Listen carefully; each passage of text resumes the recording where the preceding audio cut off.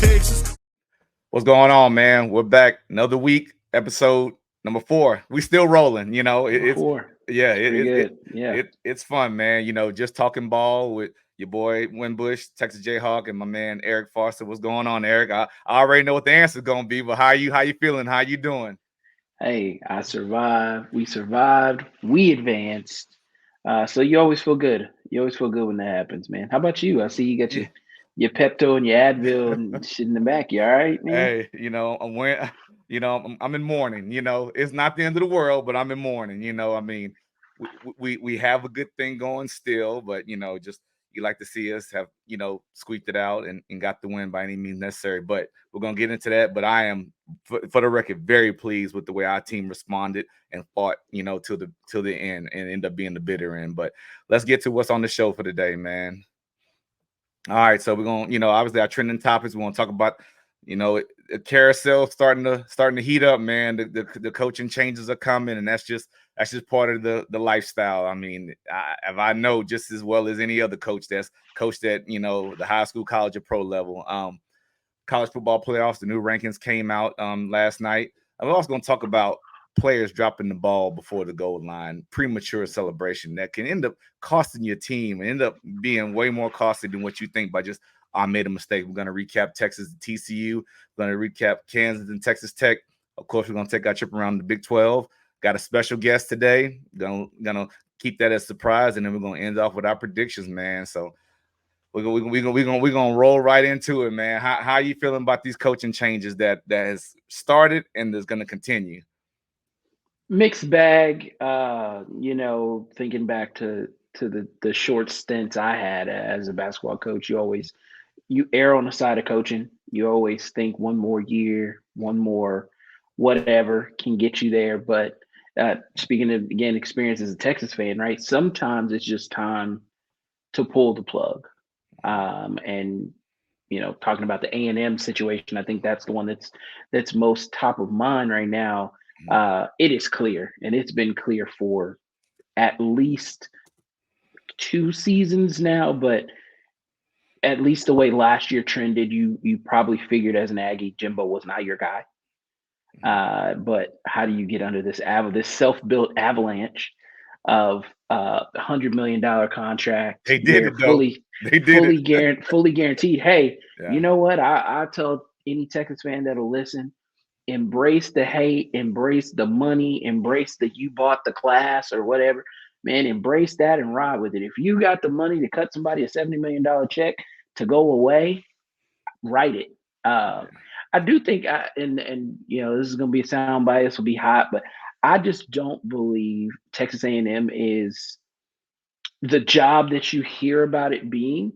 You hear about it. Oh, it's a top job. I think it was. I've heard Josh Pate say it. I've heard Joel Klatt say it. I've heard people whose football opinion I value greatly say how great of a job that is, but it's not even a top 5 job in the conference that it's in. Yeah, and we talked, let alone we talked about that the other day, and I guess speaking from a player's ex-player, a coach's perspective, I think it's more on the other side of it can be, it can be a top job, and like I say, what's hot is what's hot right now. I know you're saying about recruiting region, which I think is a good area, but you talked about facilities. I think even Joel Klatt, mentioned those things in the video you and I watched, but just as from a player and a coach's perspective, like you think about when Kevin Sumlin came to College Station and he bought Johnny Manziel and how electric one player made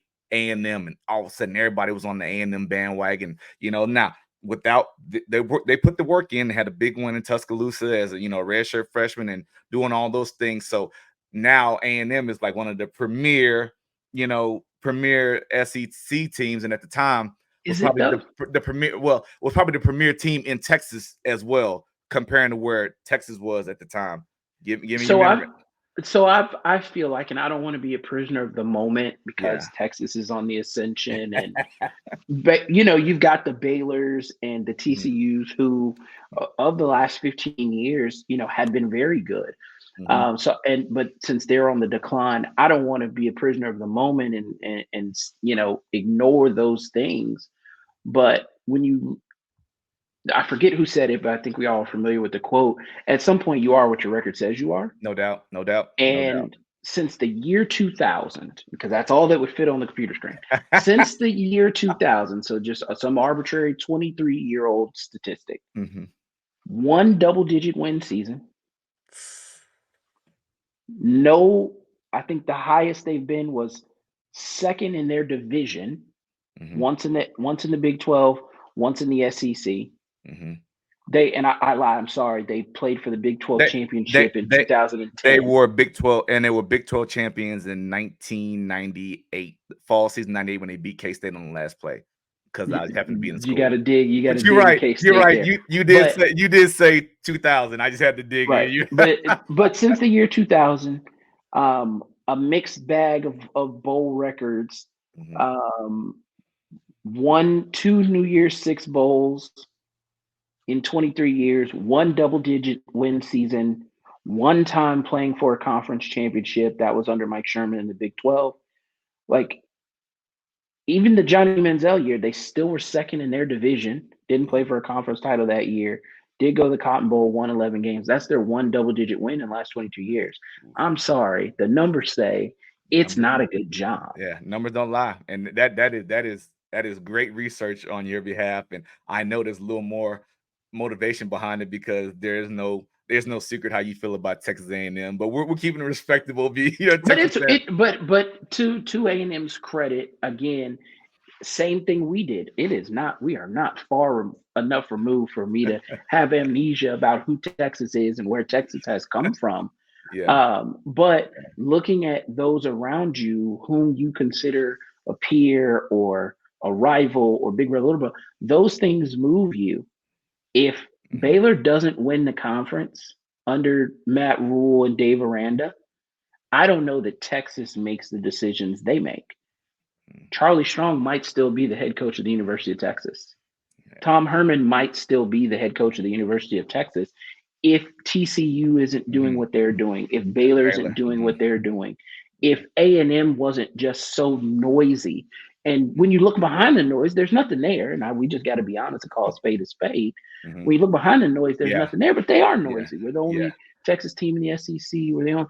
So No, you're without right. those things They and make those big external splashes. motivating Yeah. factors, Yeah. You you just know, so to a credit to, I don't want to say, I guess you could say it backfired, but like the splash of giving a 10-year, $100 million contract. I mean, that was a big splash, and that was, some unprecedented, by, these days, or, like what that is crazy job security, and from the other side of it, I mean, people are gonna feel what they feel because not just in Texas, but if your team, you feel the way you feel about your team, you're going to be passionate about it. Sometimes that passion is misconstrued as hate and just yep. people talking down. And, I always say, coaches don't get into this profession to lose, and it's easy to be in a Monday morning armchair quarterback. It's easy to look back on the replay and say, hey, they should have did this. They should have did that. I know the game is a game of inches in every aspect as far as yards, alignment, leverage, what have you, so it's tough. And,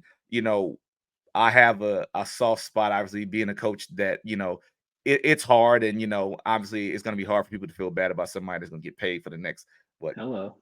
10 years, $7.6 million, or What's that 12 Ed years. Orgeron? What's that Yeah. Ed Orgeron quote? Yeah. Hey, I'll go Which, whichever. which I'll way get is out of here door? whichever way. Which Way way you is want me to go? what door You you want know. me to go out of? And, being a Kansas guy, I mean, same thing with Charlie Weiss. It was the Yeah. same deal. He was the highest paid head coach not coaching at one time. That's just the way it is. You never want to be negative about those things.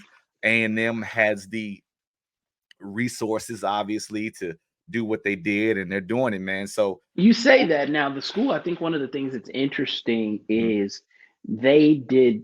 They've done a lot of things unconventional in this mhm, process. The contracts unconventional. The hiring away a national championship coach from it. The program in which they won the national championship was a mhm. bit unconventional. Hadn't seen that before.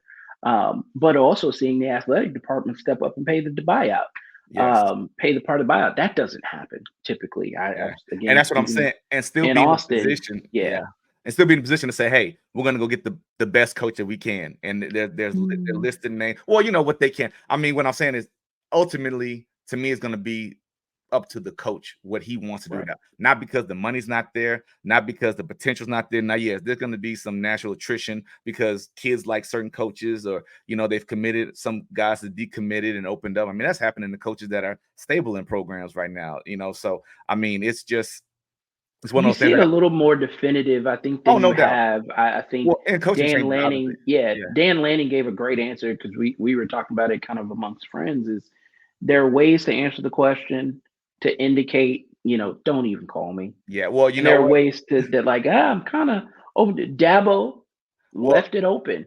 it's Kind of, funny if give you me go a on call. Twitter, or I had it, I don't have it pulled up.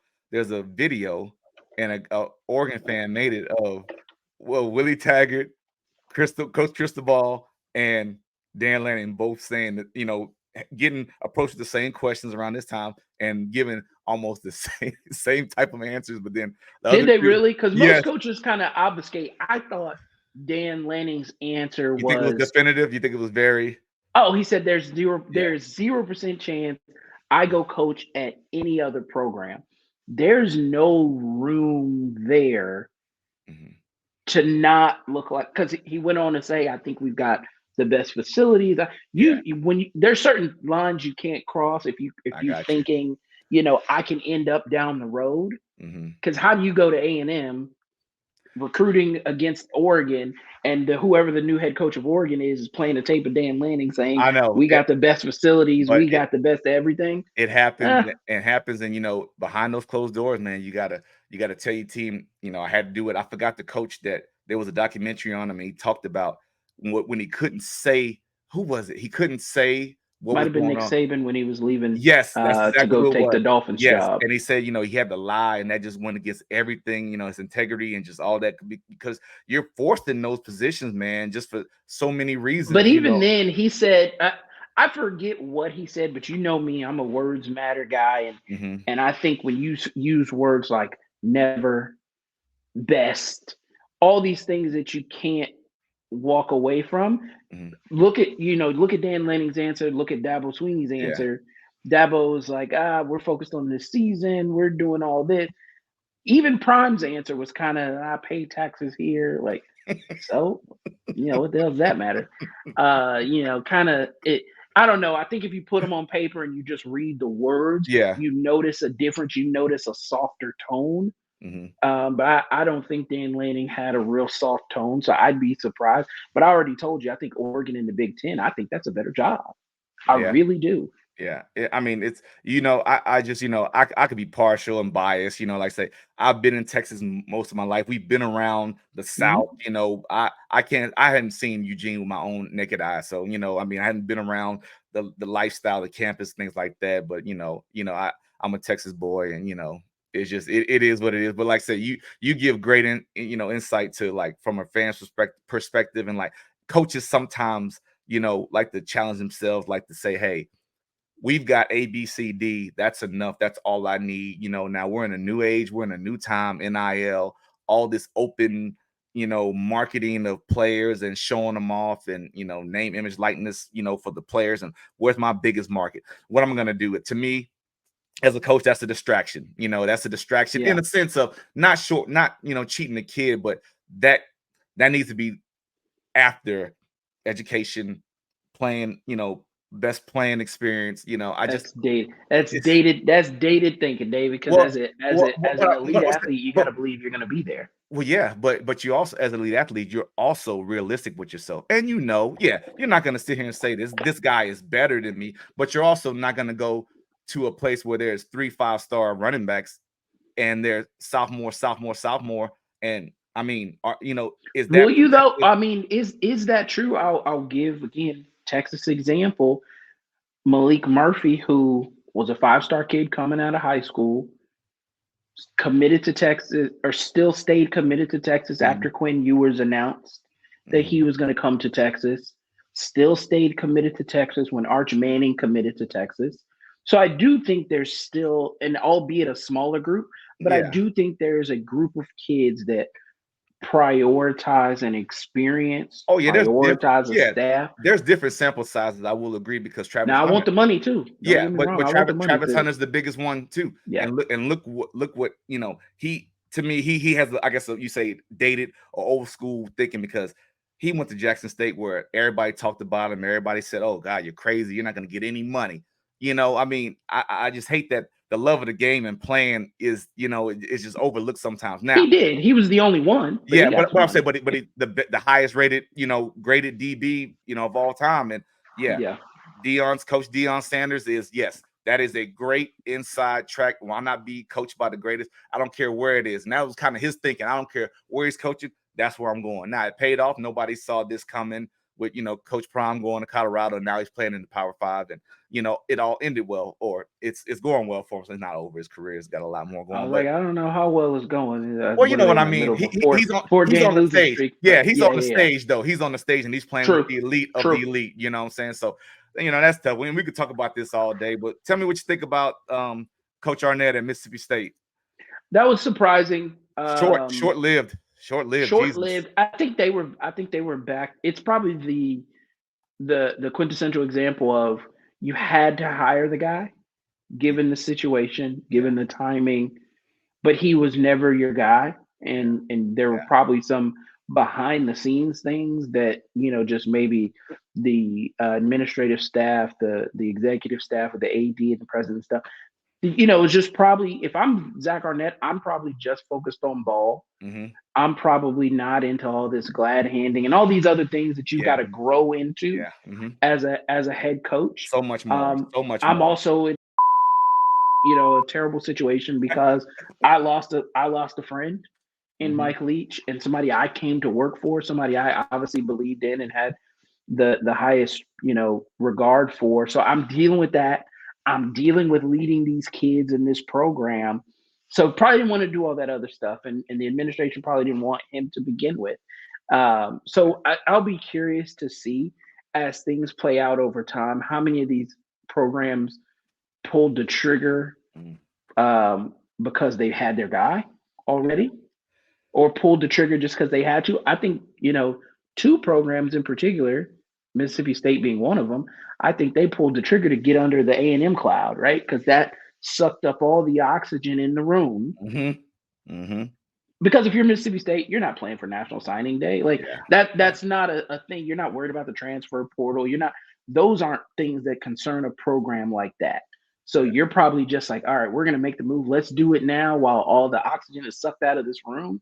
And then before you know it, Mm-hmm. because I think I didn't hear that.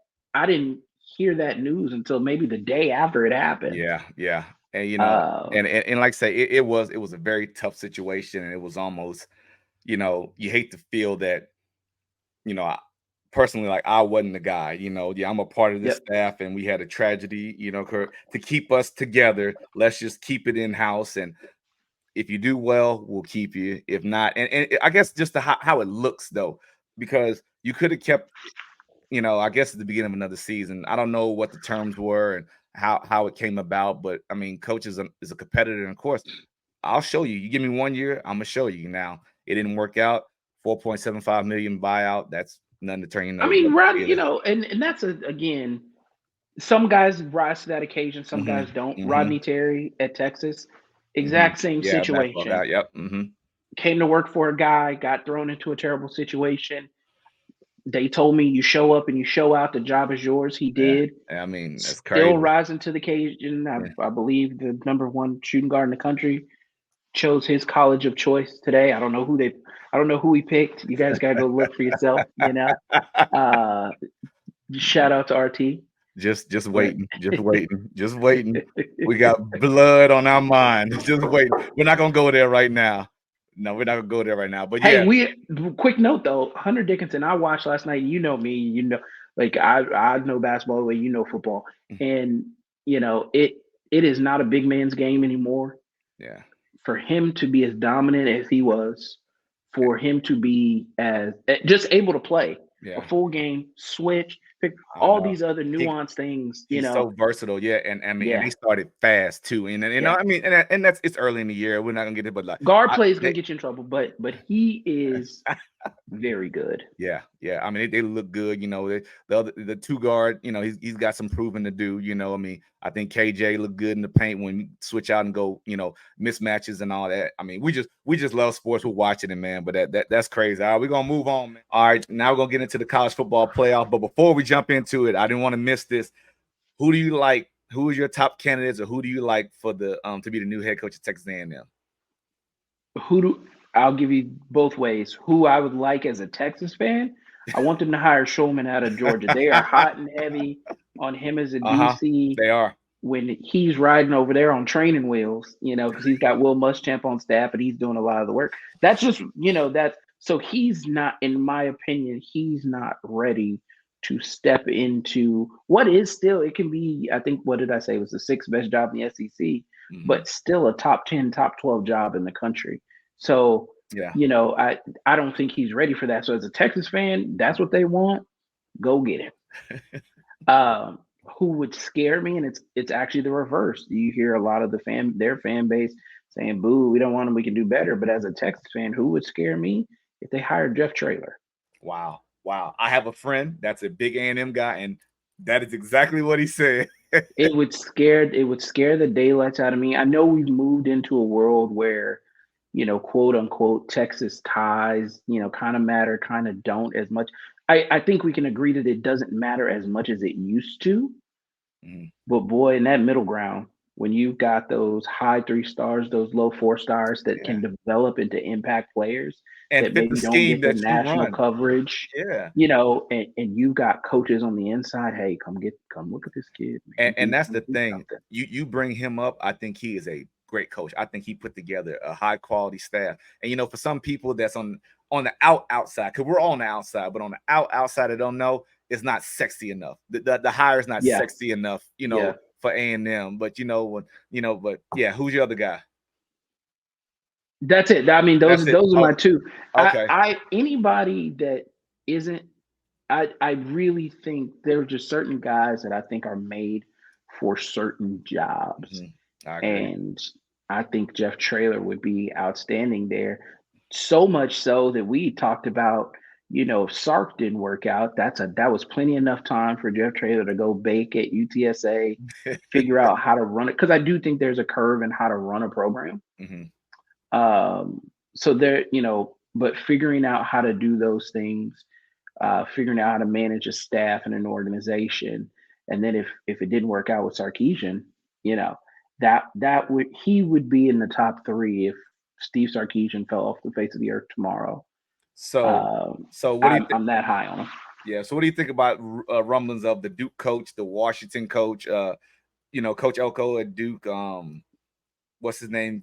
The Bear, what how you ever say his name? The Washington So coach, the Washington coach is what is it? Kalen Kalen. Yeah, DeBoer. DeBoer. Kalen Yeah, DeBoer. Um, doesn't scare me. It would be a high quality coach that knows how to win. They run kind of that pre-snap motion offense very much like Steve Sarkeesian does. It's predicated on athletes though, and how many Michael Penixes are there in the world? I know. So it doesn't hasn't shown that he can recruit at a high level year in and year out, especially in the dogfight country that would be, you know, the central Houston area, right? Yeah, You're fighting LSU, yeah. Georgia, Alabama, Texas That East every day. Texas Golden Triangle, Southeast, Correct. all that. Yeah, Correct. and So, it's oh, it's tough. But like you say, Michael Penix wasn't Michael Penix at Indiana either. He he had some wasn't. flashes. He wasn't. You're But correct. I mean, it's all But about the some fit. guys just still don't Yeah, have that. yeah, You yeah. you know who's in this? You know who's in that same air as what Michael Penix has been as a quarterback, what a 3-star Tavondre Sweat has grown into at Texas as arguably now the number one defensive tackle in the country, going to go be a first round That's a draft pick. big joker, How bro. how That's a big joker. often Yeah. how often does that happen? Well, and that's the whole thing, not just at college, but even in NFL. The projection game is so hard, it's fickle, man. We're talking about human bodies, and you Yeah. can go, oh, his uncle, his daddy, all this was true. my brother and I come from the same two parents. My brother is 6 foot, 6 foot and a half, slender. I am Yeah. 5'7.5" on a good day, 200 pounds. You know what I'm saying? We got the same parents. Yeah. So I mean, how can you project that now? Yeah, You're right. we have different attributes. He played defense, I played offense, but yeah, my mom has a brother who played in the NFL who's 6'2", that played at LSU. So I mean, Chris got that and I didn't. I mean, I'm faster than both of them. I tell them that every day of my life. But so I mean, it's just that is a hard thing to really project. Now, some things are no brainers. You kind of see Yeah. these kids. Oh, it's a no brainer. But and that's just part of it. And that's why these guys do get paid what they get paid, man. Because you're putting your, I don't want to say life, you're putting your career Yeah. on the You're putting line. your health and you're putting Yeah, your health and your safety. yeah, yeah. And on 17, 18, 19-year olds to project to say what they're gonna be in 2 to 3 years, man. And some right now, you're pulling out the red carpet for this 18-year-old right now. Right. He's got to go do so. I mean, it's Those are tough. the only surefire bets. Those 5-star kids that Yeah, are ready today. yeah, yeah, So it doesn't matter where they go, doesn't matter how they yeah, develop. They're ready today. Outside of those, there are probably 10 of those every year yeah, across the whole yeah, country. yeah, Kids that are just flat out, if they were allowed to go to the NFL, could go today. yeah. And so again, And come back DeBoer doesn't tomorrow. scare me. DeBoer doesn't scare me. Mike Elko doesn't scare me because defensive coaches just historically don't fare very well in this offensive world that is today. The style that he plays at Duke wouldn't translate at all into the SEC. The defense would, because he was outstanding at Texas A&M, and I think that would be true again. But you've still got to put up 32 points to win. Yeah. And I'm not convinced he can do that. So anybody not named Jeff Traylor, anybody not named they're not, and it's crazy. And just talk about lack of self-awareness. The fact that they don't want, if you look at their message boards and you ask some of their fans, they're like, I'm good on Dabo Sweeney, Oh yeah, yeah, yeah, and I'm like, and to me, that's insane because you get a two-time national championship coach, played for the title 4 times, I believe, spanning 3 different quarterbacks. Now, because you can make the argument Trevor Lawrence was exceptional. You can make the argument Deshaun Watson was exceptional. Taj Boyd was okay. yeah. That's where You it started. know, That's where it started. that's where it started. Yeah, So yeah, if you can win with Taj Boyd, you can parlay that into Deshaun Watson and win. You can parlay that into Trevor Lawrence and win. Now you're showing me that it's beyond just a one guy. Take Jimbo Fisher, for example, it's not beyond yeah, Jameis Winston, yeah. Like you said, it's just not. It's not a sexy name right now. Yeah. It's not. And like I say, I think Coach Sweeney is a great coach, and what he's done. I mean, he took Clemson and they ascended to basically Alabama status. I Right. mean, they were in the national. I mean, what was it?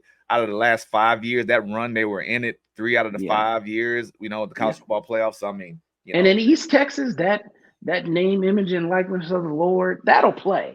That'll work out there. It will. I love it. I So love it. I love to it. be so naive of just, Yeah, we're good on a 2-time national champ, or it's a 3-time now. What is it? yeah. Multiple time national I champion, think it's 3. 3-time national champion.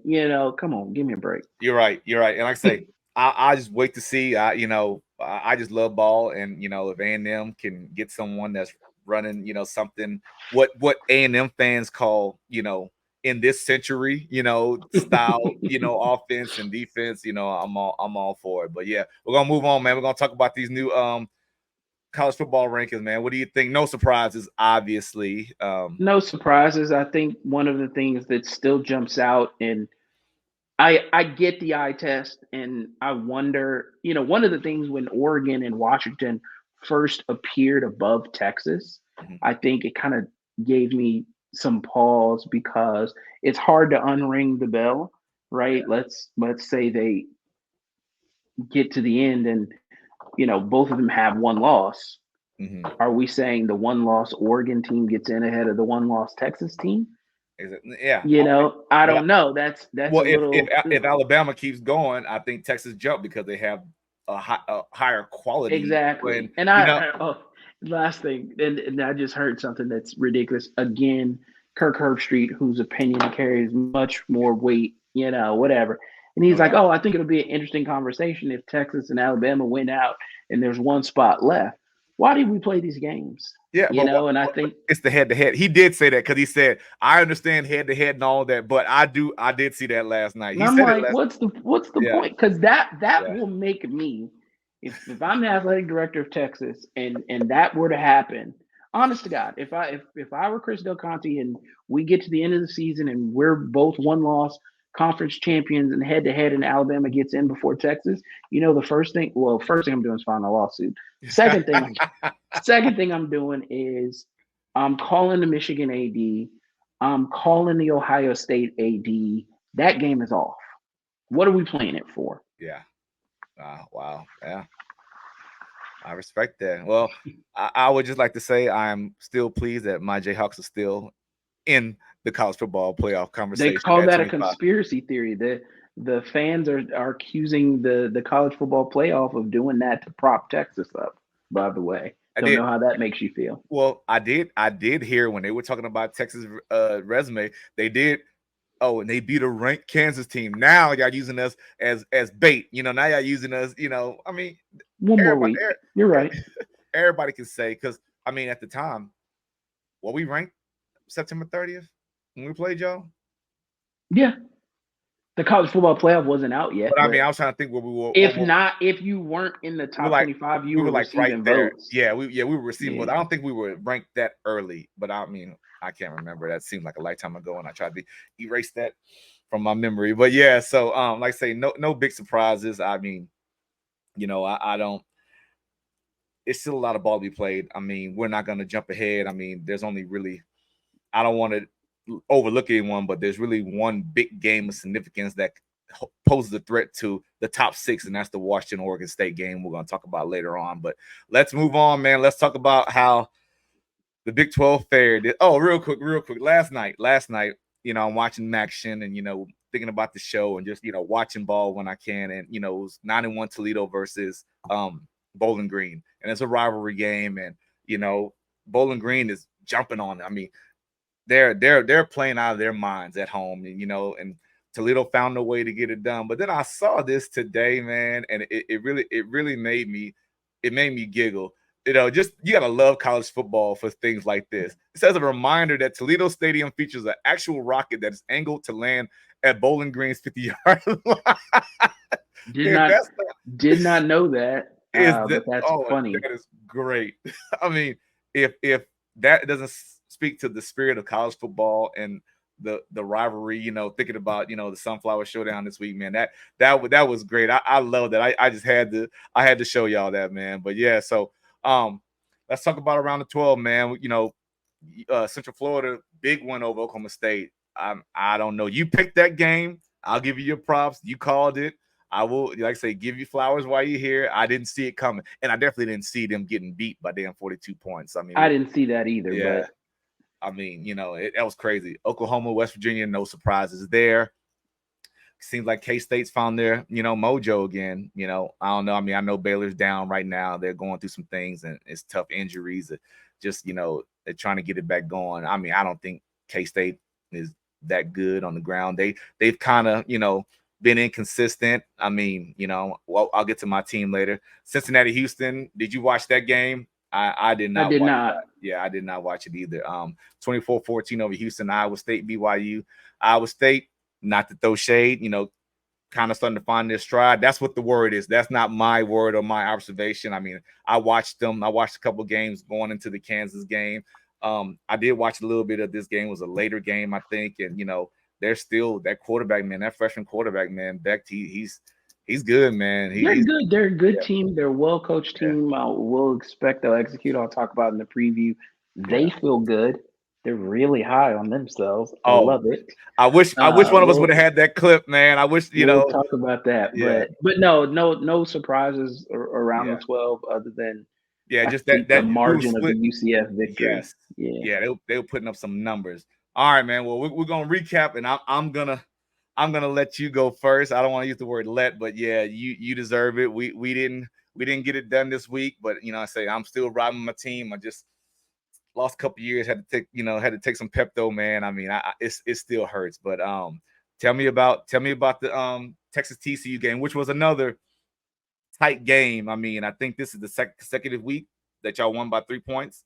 In, Correct. in in that fashion. So tell me about it. It's about what you come to expect from your team. Mhm, I think Rod Baber said it best when he said um, Texas is not a four-quarter team, mhm, but they're a fourth-quarter team, which historically has been true. This is kind of the first game that we've had, other than K State, I guess, fell into that category as well. Usually it's a reverse, right? Texas mhm. starts well, kind Yeah, of that midway point of the game, they fall off, and then they rally and create space in the fourth quarter. Didn't happen this game. Again, I think it's going to sound like a soundbite, but this is to be expected when you are a team Super Bowl every Saturday. When yeah, you are the game that can save their whole season, regardless of what the record is, regardless of if they go bowling or not, you get this kind of effort from a team. So, am I surprised that TCU showed up? No, I'm not. Am I surprised that Texas still has not learned how to, put their foot on somebody's neck and press? Yeah, yeah, I am. But I expect those kinds of things will change. But you look at the numbers, and the numbers say, it should have been a close game. 4 for 13 on third down isn't going to get it done. I think total yards, we put up almost 500 yards in total offense. So I would have expected a little bit of a margin, but you also gave up 302 yards passing as well. yeah, TCU has a prolific passing attack. So again, that doesn't surprise me. Held them to under 100 yards on the ground. They quit trying after a while, which I think you'll see. And I honestly think it's going to probably be a weird look for Iowa State fans this Sunday or this Saturday. But I expect they'll abandon the run too, because Texas has just shown through 10 games that that's just something they're not willing to give up. So, didn't turn the ball, only had that one turnover, but end up getting it right back. Jordan Whittington making a hell of a play, hmm, probably the play of the game, yeah, turning that turnover back into a turnover, and yeah. Texas goes to score on that And possession. and not just that, if you go back and look at the effort, because he missed Yep, the initial tackle yep. and then hustled back and created the fumble. So I mean, that hats And off to him, man. equal hustle on Xavier Worthy's part. He's the one that Yeah, fell on it, right? Both of them yeah, are 30 yards downfield, chase the hmm, guy down, one strip stack or one strip fumble, and the other guy recovers it. So but I fully expect that. It was so weird to hear Steve Sarkisian in his post game press conference. He said, "Yeah, another close game, etc. Lesson learned," which I thought was so weird because you've seen this lesson a couple of times this year. So, what about this makes you learn it? yeah, But I'm excited to see what that means. I think you're starting to see the forest through the trees now. uh-huh, Texas wins this game; they're guaranteed a spot in Arlington at the end of the year, mhm, and then the Texas Tech motivation will take care of itself when you get to that week. But I mm, think having gone, looking at what you needed to do in this game was just win. yeah, yeah, I think this week is where you start to see you need those style points and you need some other things. But they did what they needed to do. They survived and they advanced. yeah, Defense again bowed their back and did what they needed to do down yeah. the stretch as well. And you're right about that. They're gonna have to do it in a stylish way, just because of the backstory and what this means late in the game, because or late in the season, should I say? Because the narrative is Texas always struggles in Ames. That clip we watch of that old lineman talking big noise. I love it. Talking about they kind of just I think love it. they're better than everybody. But Big Boy said you coming into Ames on a night game on senior night. Gonna be one heck of a farewell present. I think especially they're gonna come in here on senior night in the dark. You know, I don't think they really know what is going to be coming for them. I think they'll have to come out and figure it out. But I think just the cycling community names, when it comes to night games, especially against Texas, they've what we beat them 4 out of the last 5 times they've been here. So they don't have a good record here. We have a very distasteful in our mouth for them. We definitely want to send them off the SEC with a loss on our end. But it's going to be a good game. Tell us more about that distaste for them. Oh, it's just, ever since I got here, it was Iowa and Texas. That's kind of the thing, and the horns down all the time and whatnot. But it's just, that program, much like Oklahoma, they get all the big 5-star recruits. They have all the nicest stuff in the world, and they just think they don't stink, put in layman's terms. But they're just humans, and that's how I see them. They're just people that have such a high ego that needs to be. And he's got to block Byron Murphy and Tavondre Sweat. So I'm excited. I honestly am. I say that not only as a Texas fan, but just as a fan of the game. Yeah. That's what I think made Colorado so appealing early on in the season is teams that talk the talk. Mm-hmm. Now you've got to go put it up there. Yeah, got to walk the walk, man. Yeah. So you're bad. Show me. And I love it. I love it. Yeah, I love it too. Don't be a front runner or don't be an after the fact guy. And that's the thing I love. This generation talking now, talking. When you got to go out there and do it. Don't wait till something's developed. And Iowa State fans may say he is front running, right? Because they've won 4 of the last 5 in Ames. Yeah, but I mean, it's I don't think it's front running because it's the best team in the Big 12 coming to your house. It's senior night. It's a night game in Ames, which they feel. The what? You called it Texas the what? Oh, they're the best team in the conference right now. Yeah, it's fine. I could be a man about it. I don't. Yeah. Anyway, so it's favorable odds for them as far as like not just home field advantage, but all the other variables that play. You have nothing to lose. No doubt. This is senior night. But they're still playing for something, though. But they're still playing for something. Right. I mean, so it's not like they're just trying to send the seniors out on a good note. You're actually still playing for something, bowl wise and things like that. So it's gonna be a big game, man. So that's exciting for y'all, man. And I'll give props where props is due, and Texas is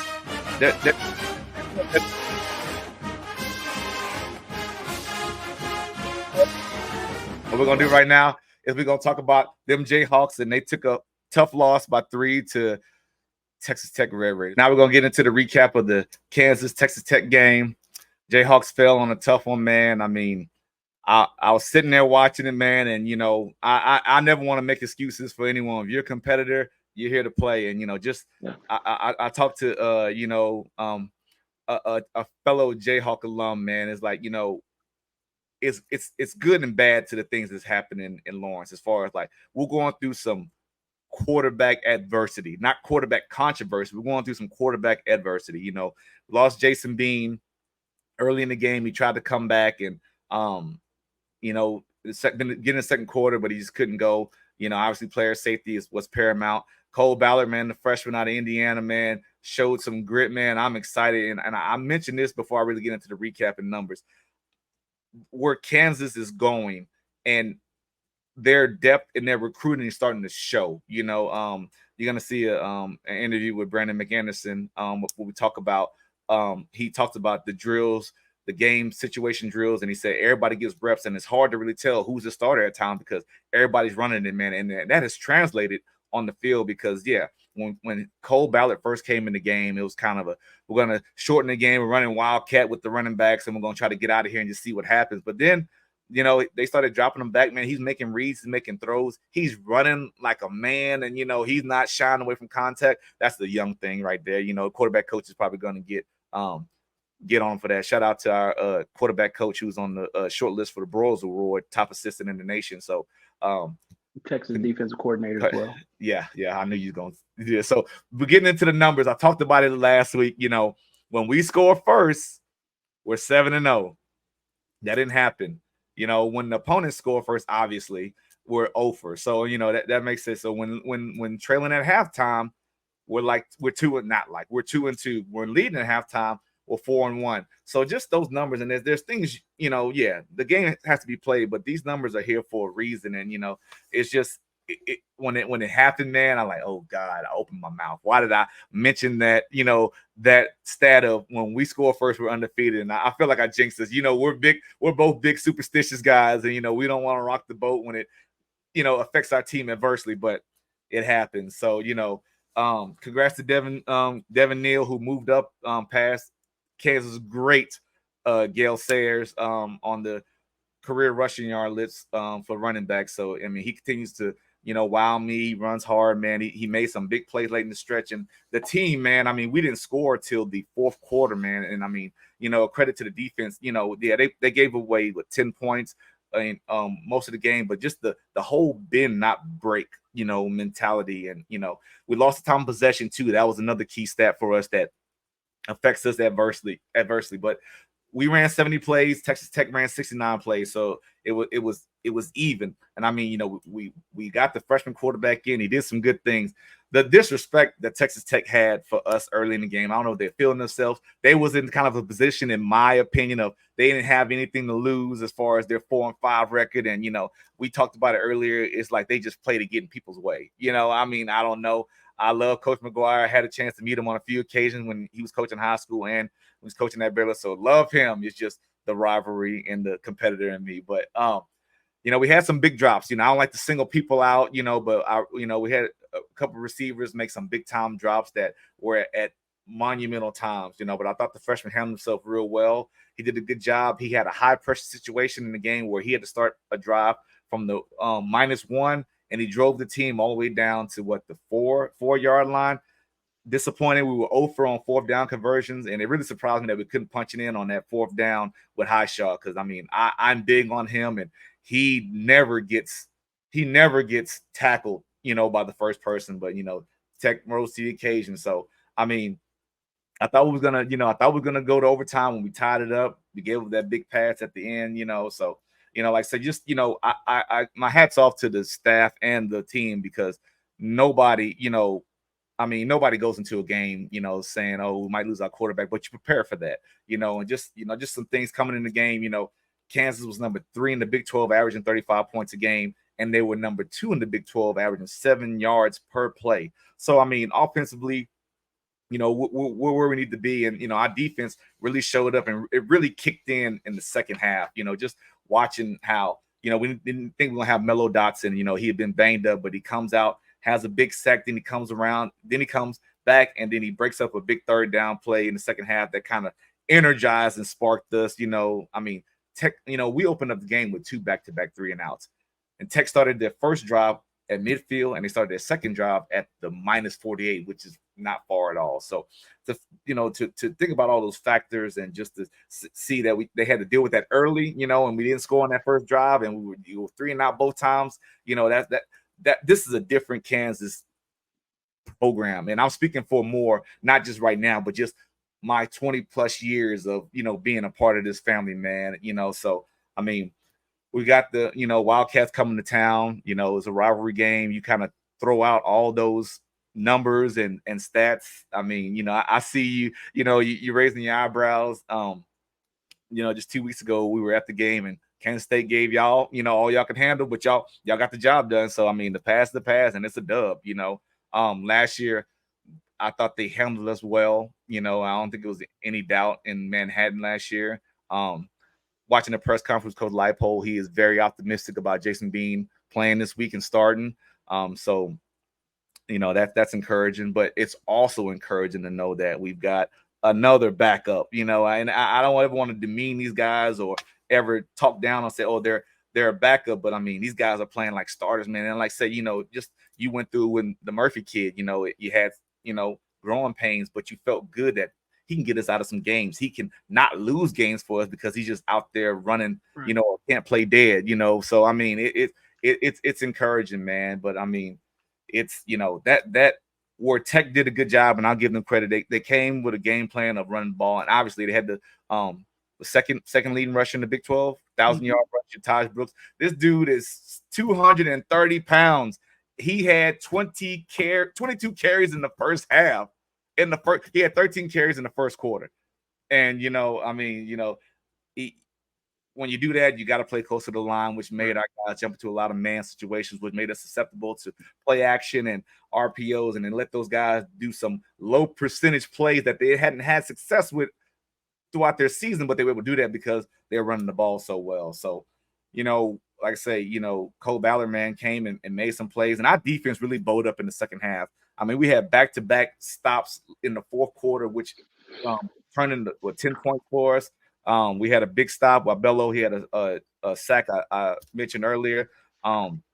after the first TD, like I say, we came back down and forced a punt and got things going. And we got to stop on third down again to get to that point. And then, we busted open and we tied the game and we just had that letdown. I'm not going to sit there crying because it was an underthrown fade ball. It was nothing wrong with it. We just played it wrong. We played it, and they got those guys out there and, kicked the field goal and got the win. So that's behind us, man. We're looking forward, to this Sunflower Showdown. And, I'm encouraged. You've got 2 ranked teams. K-State's rolling. Coach Kleiman, they talked about a lot of similarities of guys. I think Coach Snyder's son is on the Kansas staff, if I'm not mistaken. And Coach Kleiman GA'd at Kansas when I was a player there. And, like I say, great coach, love him to death. So we're going to see, if we can win this game, it will snap a 14-game losing streak of the Kansas State game. So, people like you and other people will say, well, dang, I actually didn't realize it's been 14 years. Yeah, it's not much of a rivalry if it's been 14 games, but I mean, what Nick Saban say? There's not a rivalry between the hammer and the nail. So and talking to Brandon McAnderson, he was on the 07 team that won it, and then also the team after that, the 08 team, was the last team to beat the Wildcats. So I'm excited about it. It is senior day or senior night in Lawrence as well for these guys. We're losing some big time players. Kenny Logan, Mike Nowitzki, there's some guys I'm forgetting, just guys at top, that ring off the top of my head. But it's a smaller senior class. So the future is bright. So we're gonna get after them and we're gonna get these Wildcats. I feel good about it. And it's still rock chalk. I don't care if we did come off a loss. It's still rock chalk. So, got a special guest coming up, former running back from Kansas, a Lawrence High product. Shout out to the Chesty Lions, who's become a great colleague and developing into an even better friend, man. Brandon McAnderson, I got coming on the show. Class of 2008, Orange Bowl champion, one of the best teams ever assembled at KU. Check out our conversation. All right, man. I'm honored. My special guest of this week's show is my Jayhawk brother, my RB brother. RBs. Hey, Brandon McAnderson, that played on one, if not the best KU football teams ever assembled, man. How you doing? What's going on, man? I'm well, man. I'm glad you had me on. Oh, man, thank you for being on, man. I appreciate you. I know you're a busy man, being the voice of the Jayhawks on the sideline, man, and getting getting that perspective right there. That's nothing new to you, though. Nothing new to you. No, I like to be out here. This is my community. I grew up here, man. I was rooting for you when I was, I was in high school, in middle school, man. We all want to be Wimbush. So you're asking me to come out here. That's cool with me. Oh, man, I appreciate you, man. Like I say, when we met last year, in person, finally, it's like we've been knowing each other for years, man. I just the bond of wearing the crimson and blue, the respect and just watching each other. I mean, say you watch me and I, in turn, I watched you and say you made it proud. You and the guys that assembled on that team, that Orange Bowl team, you made us proud down here in Texas, man, being Jayhawks. And man, y'all started something that, it kind of kicked back in to say, okay, you can win here. And this is the same thing we're witnessing now, with Coach Leipold and his staff. And I mean, it is electric. Tell me about how it's been with the naked eye being up there in Lawrence, man. It's been incredible, man. And I'm glad you said that, just about, that bond that we instantly had, being running backs, both having that shared experience at KU, even though we had separate coaches. That's what's been driving us to get the Legends of Kansas off the ground. Nice. Our collective, that's player-led. I mean, it's the only one that we know of its kind. It's 6 former players hitting the streets, busting our hump, trying to get people to donate to get this NIL program going for the University of Kansas, specific to football. And you know how the game changes, recruiting changes and all these different things. And we got to stay ahead of the curve because we have a coach that's going to keep us ahead of the curve on the performance side. And just to speak to on the football side, going to practice every day, what you notice is how meticulous they are. They get rep after rep after rep after rep. You can watch 3 practices and not know who was a starter and who was a backup based on the amount of time they spent getting reps in. And it's every day, and they have these little intricacies where they don't stop to coach in practice. So you make a mistake, note of it. Then they go through a walkthrough period. So it is such a brisk practice. And then at the end, they still go through tackling drills every day. They're maximizing their time, man.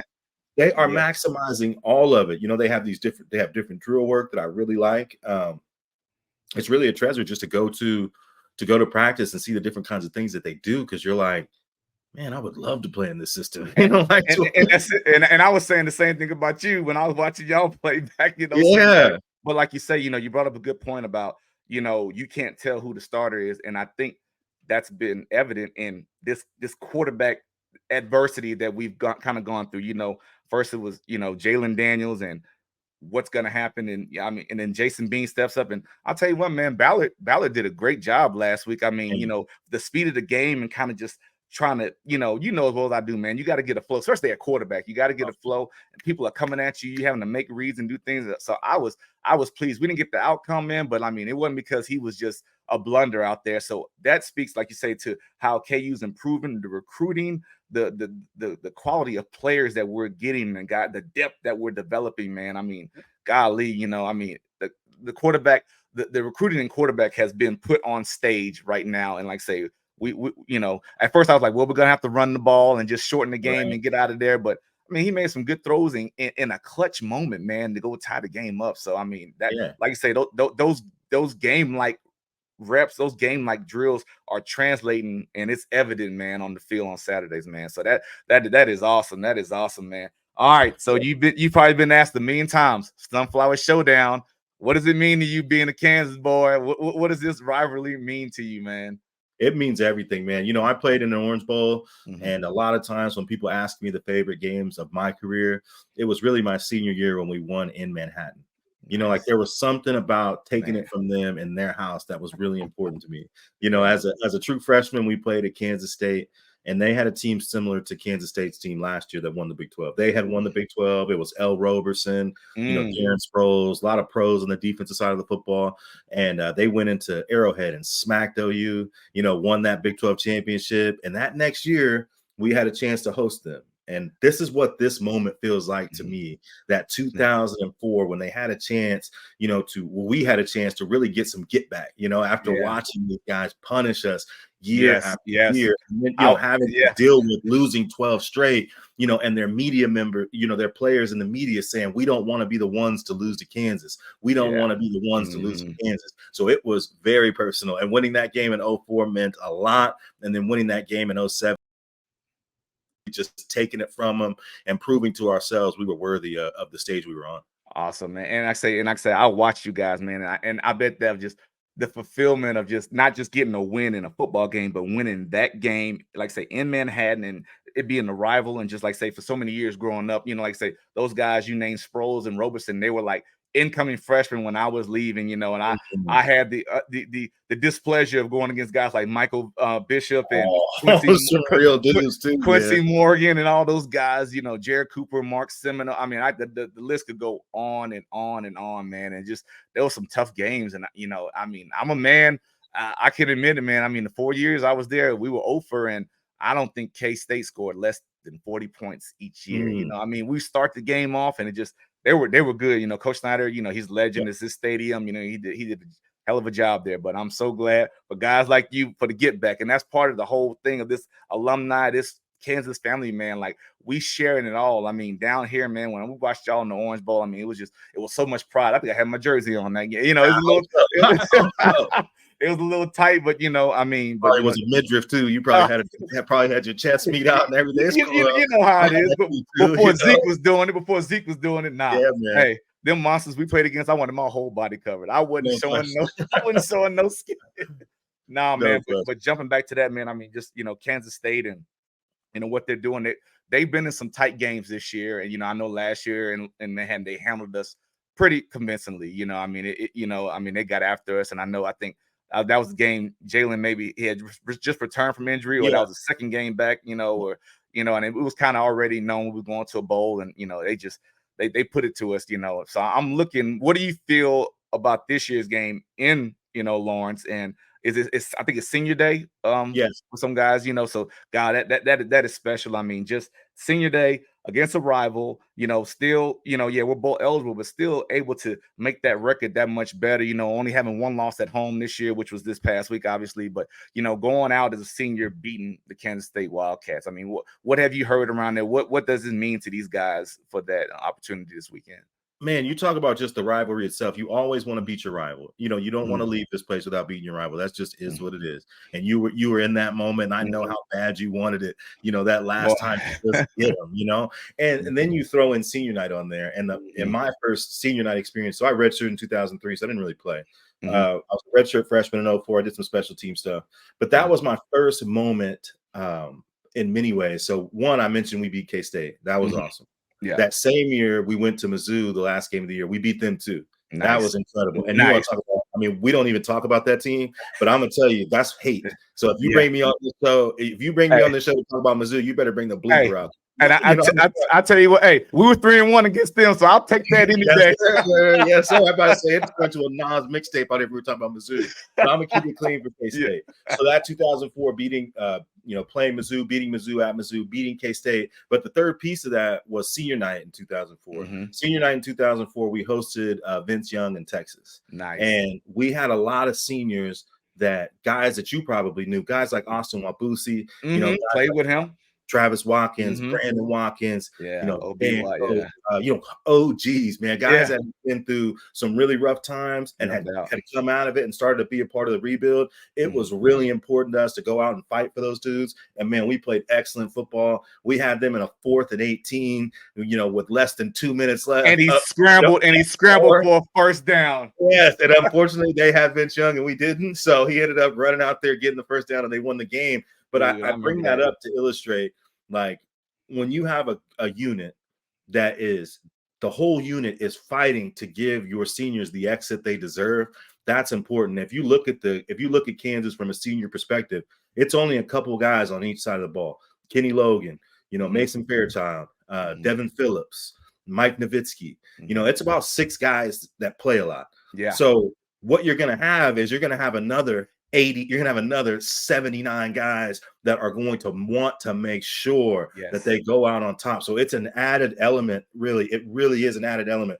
You get your senior night, you get your rival, you get a night game on national TV. I mean, what else could you want as a football player? That moment means everything, and I think they'll be up for the challenge. It is teed up. It is teed up, and I'm so excited, man. And like I say, I wish I could be there, man. We're gonna get back. We're gonna make a trip. I know people always talk about, I'm coming back. No, we're gonna make a trip, man. I had such a good time, even in between you working when we were in Waco last year, just talking and just trying to we're trying to catch up on something that we never had. It's like we were just talking about, just our times at Kansas and just say it's an instant bond, man. And so I'm so grateful for you and for that, man. And I'm excited about this Saturday, and I just want to appreciate you stopping by, man, and giving me some time and, coming on the show, man. Like I always say it's an amateur production, but you and I are bros, man. And people, which I don't know about Brandon McAnderson, he was not only a great football player, but he's even a greater person right now. I mean, he embraced me from the moment he met me, man. And he didn't know me from Adam, just from,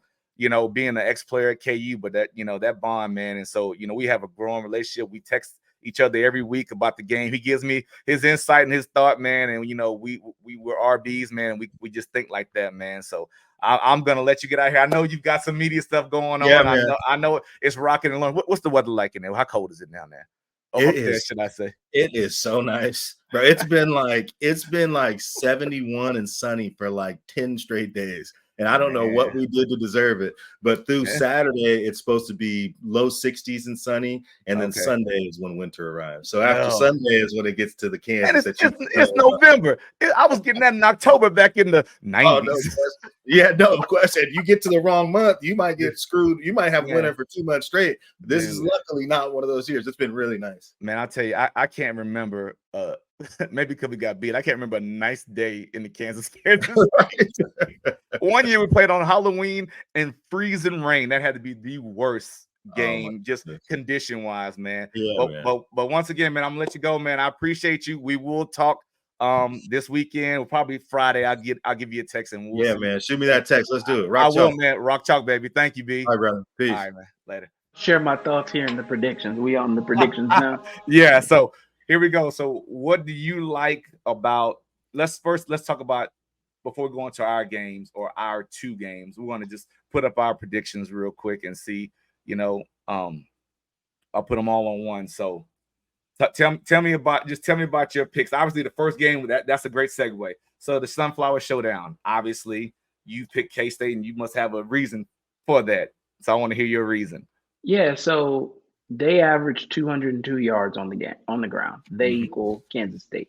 Great You point. gave up I know where you you're gave going. up 140 yards to Tech. You gave up, I want to say it was 170 to Texas. So I don't have a ton of confidence in the Kansas interior over the course of the full game.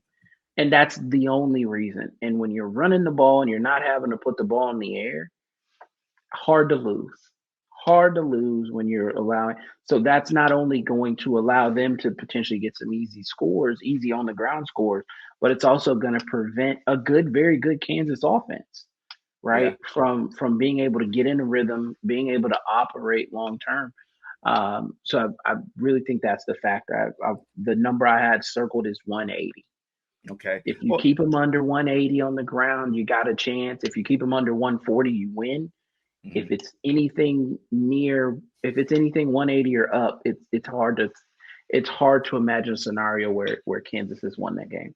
Yeah. And I will say this, yes, because even when you and I went to the Texas Kansas State game, we were kind of expecting that prolific ground and pound, that run and attack to really show itself. Now, it could be a bunch of things. A credit to Texas defense, their front line, where that's where the game begins and ends at the line of scrimmage, and Texas D line just dominated. But I also think some of those numbers are lopsided. And the only reason I say it is like the 59 you put on Baylor just last week, or the 40 plus you put on TCU going into the Texas game. Like those lopsided victories where you do run a little more to get out the game because you're beating them so much. And I do understand that, Kansas defensively is in the middle of the conference as far as stopping the run. This was a big test. Tech gave you all that they could, like say, second leading rusher, and he was over 1,000 yards. I don't know. I mean, it's going to be a challenge. Kansas State is not as balanced. You and I both saw with our naked eye when they had to throw it. It wasn't the greatest thing, but I mean, they found a way and they climbed back in the game this year. Also, I mean, there's nothing to knock against them. I'm talking from a coach's analyst standpoint. Kansas State is a very good football team, but you know what? So is Kansas, and they're doing things offensively that can, drain some clock. They're an up-tempo team that takes their time, and whether it's Jason Bean or Cole Ballard, I mean, we're going to do what we do, and so, I mean, obviously I'm going to pick my team. I don't think it's the same. I think that's a question mark as well, because for all the things Cole Ballard can do well, I think it's different when you don't have the feet of Jason No Bean. doubt. I also think it's different when you got a tape out there too, right? Guys don't know how to play you. They'll typically drop into some base stuff just to make sure, you prevent the worst case scenario. But I would imagine in that second half, K-State has probably identified some things that he doesn't do very well right now. Mhm. I also think they'll try to confuse him on defense. You'll see some exotic packages and things that he just hadn't seen yet. So you anticipate a couple turnovers. You just some freshman stuff. Now, if you got Jason Bean, hey, all bets are off. All that stuff's out the window. You look for guys to operate. But if he's injury prone or he's a little banged up, how well is he going to use his feet? How well are those things going to come into play? So I think you've got some things. And not just that, I agree with that. Kansas has been known to have a 2-quarterback system. I'm not saying it'll be the same as it was with Daniels and Bean, that it will be with Bean and Ballard, but Ballard is capable. You know what I'm saying? Yeah, Jason Bean is 10-3. There's not a lot of quarterbacks that can run like him and do what he does, obviously, but he is still capable. He's not the type of quarterback that look like it hurts him to watch him run. I mean, he's a good athlete, so I mean, I'm encouraged by that. But like you say, I think, just like you say, he's got some film, out there, and they're gonna, study him, and they're gonna throw some packages. But also now the preparation for him is gonna be a little different too as well, because you don't know the severity or the lack thereof of the injury. How mobile will he be or not be? So you're gonna have a contingency, for that. So I mean, it's fine. I'm okay with it. I still pick the Jayhawks, and I'm gonna give you a score right now. 34-31 Kansas. Book it. 34-31 Kansas. I'm done talking about it. I got K-State +7. Let's skip through the ones we agree on, man. The ones The two we disagree on, you picked Iowa State just because I picked K-State, and that's fine. No, we'll get to that last. Let's talk about The my UCF, disdain. Yeah, my disdain. the UCF tech score. I honestly picked UCF because it No, still you was picked primarily about Tech. no. I'm saying I picked UCF last week over Oklahoma State primarily because of Oklahoma State. I knew they'd be riding high. I knew that they wouldn't be focused. I knew they'd have kind of that big win hangover. Now, UCF, same thing. Now you're playing a tech team that's trying to go bowling, right? And if you're a coaching staff or if you're players that are honest with themselves, right? If you've got two chances to go bowling one versus UCF, one versus Texas, what are your odds, right? So let's go get this one at home that's in front of us. Let's be wide-eyed and focused on what's in front of us. So I expect an inspired Texas Tech team trying to go bowling and get bowl eligible. But and I don't know Central Florida's record, but their schedule, but they're playing ultimately for the same thing. I mean, one more win and you're bowl eligible as well. So it's not like I not just Lubbock. You've been there. Lubbock is not an easy place to win. No doubt. But I just don't think it. Yeah, I can agree on that. But I think Central Florida's starting to find their identity. I don't think Tech is for real. I just think they're in the way and they like to play spoiler. I mean, they've got a. I also think Gus Malzahn is looking elsewhere, right? Rumors are Arkansas is locked in and focused on him. Wow. And if that's the case, he probably knows that. So do you want to get bowl eligible? Do you want to do those things out of the door so that you're nice and shiny when you get there? Yeah, but at the same time, right? It is what it is. It makes sense. That's a great point. It makes sense. All right, we're gonna move on to your game. Now, I'm not petty like that. I talk and joke with you, but I'm not petty. I don't know. I think not to put any hate on y'all schedule, not to put any ruin on you. It's hard to win in Ames. Yeah, Kansas did it, but y'all record and our record was probably the same too. I think it was 2008, since we did it. But winning there, it's favorable. I don't know. Yes. Do I think Texas is the better team? Yes. Now tell me real quick the impact you think losing Jonathan Brooks, how it will affect y'all. If there was one, Texas has had, credit to the culture that Coach Sarkisian has built. Texas has had that next man up mentality all year, whether it was when they haven't had to play like that. But on defense, but they haven't had to play like that on offense. Well, you're also, it's not like you're going from Jonathan Brooks to an also ran, right? Yeah. You're going to CJ Baxter, who was the starter to open the year, had some injuries. Jonathan Brooks, to his credit, stepped up and made the coaching staff play him. But I don't think in the substitution, in the substitution and the attempts, I don't think there was any secret in kind of, if I don't want to accuse the coaching staff playing favorites, but if they had a guy that they thought was going to be the guy this year, it's clear that they came in believing it'd be CJ Baxter.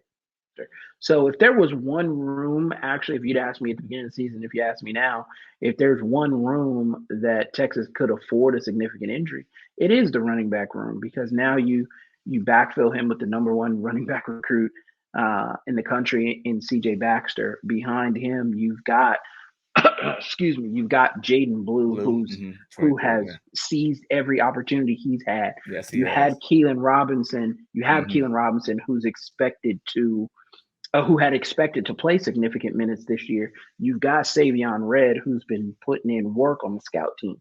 So you've got guys in that room that can go and be serviceable. You'll lose a little bit. You'll probably see more negative plays than you're used to from Texas, because Jonathan Brooks also leads the country in broken tackles. So he not, everybody behind him is not as shifty and doesn't have that same kind of vision. What's your Pro Football Focus stat? Most forced missed tackles in the nation. Most forced missed tackles in the nation, right? So that's why I say you'll probably see a couple more negative plays, because where Jonathan Brooks was getting contact behind the line of scrimmage and he makes a guy miss, fall forward for 1 or 2 yards or no gain, what should have been a negative play, those will probably be negative plays on Saturday. Yeah. But I still think the home runs will be there. I still think the consistency will be there. I still think my grandmother used to say this thing all the time. Quit knocking on the devil's door because eventually somebody's going to answer.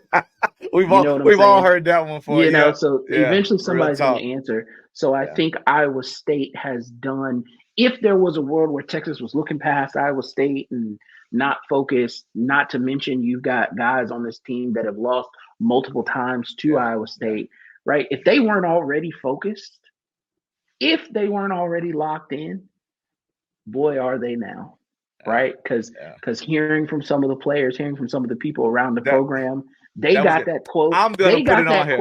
They got that quote before I did. Yeah, I'm gonna put that. I was video. like, oh, they're talking. He's like, man, they put that up on the jumbotron at practice. They put that up on the big screen at practice. I'm gonna put it on the show so they can see that. That was great stuff you sent to me. So I gotta go back and look. Well, that's what's up. Just not jumping back to Kansas, but just talking about our two main teams. But to your point about the running back and Jonathan Brooks being gone, being the bruiser, most forced tackles, 3-3-5. It's favorable. Yep. Three down linemen. It's favorable for a speedy guy. You've got guys in space. You give those smaller backs, those shiftier backs for Keelan, especially Keelan Robinson. I mean, you give them space, they're gonna shake and bake and make some things happen. So I think it's a time where you lost your every down bruiser. Your what do you call it? I still say workhorse, but your bell cow. You lost him. And the same thing. Like just talking about Kansas earlier, where we struggle. You say we struggle to run, but we really struggle when we get tempoed. That's what Tech did to us. They tempoed us. K-State's not that type of team. They can try to be, but they're ground and pound, shorten the game. So it'll be very interesting to see those two games we obviously disagree on, and we're both dealing with some adverse situations. Yeah, you smirk with, I'm dealing with it at 9-1. We're both going bowling. Y'all just going to a different bowl than we are. But, nevertheless, it is what it is. So that's it. So your national game of the week, before we wrap, your national game of the week, who are you looking at and who do you like? Give me Washington, give me Oregon State. That Oregon State head coach, man, he's got an opportunity to get in the way. And his name, I have not heard his name come up with any significance to some of these broader programs that are available. UCLA is rumored to thinking about letting Chip Kelly go. A couple of these teams in the SEC. They said after the USC game, that's the rumor, but I don't get caught up in rumors. So you see this, if this Oregon State team can make some noise against Washington and or make some noise against Oregon at the end of the year, I think you see his name shoot to the top of a lot of people's list because he's a great coach without a home after next season. So I'm looking for that one as a Texas fan because getting Washington out of the way would be phenomenal. It's always about serving Austin. But as a college football fan, looking forward to it because chaos is fun. Yeah. Somebody just throws a monkey wrench in the plans. It happens every year, and rarely do you see where it is. This year, you kind of see where some of those games are centralized. So I look forward to it. That's what you got, and that's probably the biggest game. I'm gonna change it up a little bit for you. You won't see it coming. I got two games I'm gonna be looking at. At that YouTube TV, baby, love it. Gonna go FCS, baby. We got Montana versus Montana State in a rivalry game in Missoula, Montana. Having a little experience. Okay, and I like Montana. I like Montana. It's a big game. I think 9-1 versus 8-2. It's always a big game. These guys are always in the FCS playoffs. They always make a long run in them. So that is something that stood out. Having a little FCS coaching experience, and there's some good ball at that level, man. I mean, it's Division I. It's just add another A. And my other one for fun is good old Harvard versus Yale. I'm gonna go with Harvard. I have a colleague of mine that's on staff at Harvard. I love the sweater vest. Yeah. I love it. Married to a college classmate of mine. So shout out to Carrie and Ryan Crawford, man, and over there in Harvard. But yeah, I'm picking Harvard in that one. But I definitely like to look at those.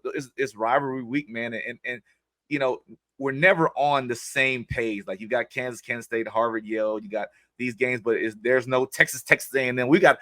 The college football world's got to get back on track with that, man. I know it's more about this playoff and this money. All right, so Good stuff, man. Good picks. Excited about this week as always. You know, Kansas State, Texas, Iowa State. We're gonna see. Got your pick for Washington, Oregon State, and my fun picks in the FCS level. So, man, that's it. Once again, Eric, I appreciate you as always, man. Thank you. 4th episode, man. I didn't see this, but I appreciate it. We're rolling, man. Until next time, I appreciate you, brother. Rock so chalk, good, baby. Hook 'em Owens. Yes, sir. Later. Y'all take care.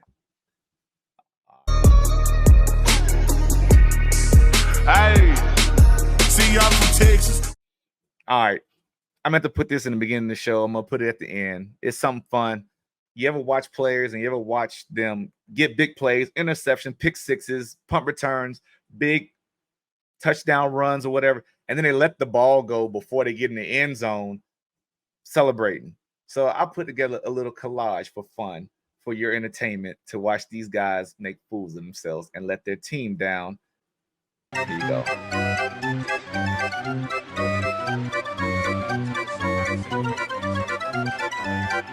I love the music because that is clown stuff, man. Get in the end zone.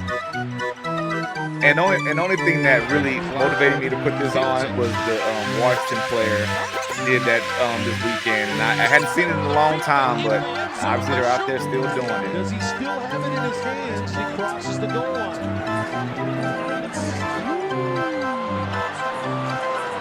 Boy, that is really close. I would say no.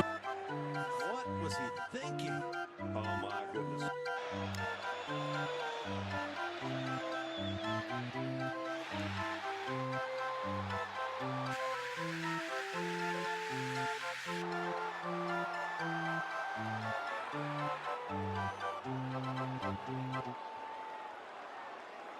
Previous plays on the replay review. Jesus.